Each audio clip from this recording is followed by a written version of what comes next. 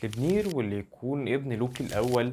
قصة ولادته غريبة حبتين كده. تبدأ قصتنا في العصور الأولى من الميثولوجيا النوردية. أسجارد كانت لسه مكشوفة وما فيهاش الأسوار بتاعتها، والأيسير بيتفقوا مع بناء إنه يبني لهم الأسوار دي، وبيوافق.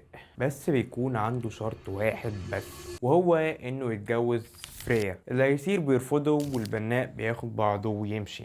ساعتها لوكي بيتدخل ويقول لهم انا عندي خطه اخلي البناء ده يبني الاسوار ومن غير ما يتجوز فريا. بيروح لوكي يكلم البناء ده ويقول له احنا موافقين على شرطك، بس احنا كمان عندنا شرط، هنجوزك فريا لو قدرت تخلص كل الاسوار كلها في موسم واحد ومن غير مساعده اي حد. فبيقول له ماشي، وبيجيب حصانه واللي اسمه سفاتلفاري. والحصان ده كان قوي جدا لدرجه ان البناء فعلا كان قرب يخلص كل الاسوار في موسم واحد. الايسير بيقلقوا وبيروحوا لوكي يقولوا له ده قرب يخلص كل الاسوار واحنا مش عايزين نجوزه فريا. بيتحول لوكي لمهرة وبيبدا يروح لسفاتلفاري ويحاول يغويه، وبيبدا ياخده بعيد عن الراجل. والايسير ما بيصدقوا يلاقوا الراجل لوحده وبيروحوا قاتلينه. لوكي بيرجع لهم بعد فترة ويبقى معاه حصان صغير كده ب8 ارجل، وكان سماه سليبنير، وبيهدي الحصان ده لأودن. وسليبنير ده كان اقوى حصان في الميثولوجيا النوردية كلها. لو عجبتك القصة دي ما تنساش تخش عندي على القناة، هتلاقي تكملة الميثولوجيا النوردية من الأول للآخر. ما تنساش تعمل فولو ولايك وشير للفيديو.